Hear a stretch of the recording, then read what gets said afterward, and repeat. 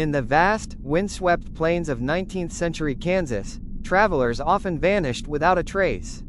But no one expected the source of those disappearances to be a small family. Smiling, soft-spoken, and hiding a house full of corpses. This is the chilling story of the Bloody Benders. The year was 1871. Labette County, Kansas was a lonely patch of prairie, a stopover for pioneers chasing the promise of the West. It was lawless, untamed, and wide open. Along the Osage Trail stood a small wooden cabin, a grocery stand in the front, and a one-room inn behind it. The family who lived there, the Benders. John Bender Sr. spoke little English. His wife, Elvira, was cold and unfriendly. Some neighbors whispered she was a witch. Their son, John Jr., was oddly cheerful, laughing at strange times.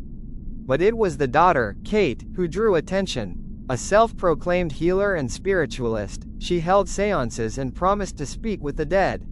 She was young, beautiful, charismatic. People stopped by the Bender home for food, supplies, sometimes for spiritual advice. Some never left.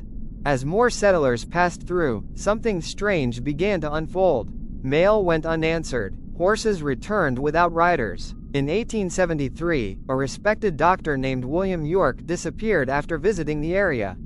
His brothers, one of them a Kansas state senator, launched an investigation. Locals gathered and began questioning neighbors, including the Benders. But by the time authorities returned to search the property, the Benders were gone. Inside the home, nothing seemed off, until they lifted a rug. Beneath it, a trapdoor. Blood had soaked into the wooden floor below. Outside, in the orchard, the ground had been disturbed. They began to dig. The first body was Dr. York. His skull crushed, throat slit. Then more bodies. Men, women, even a child.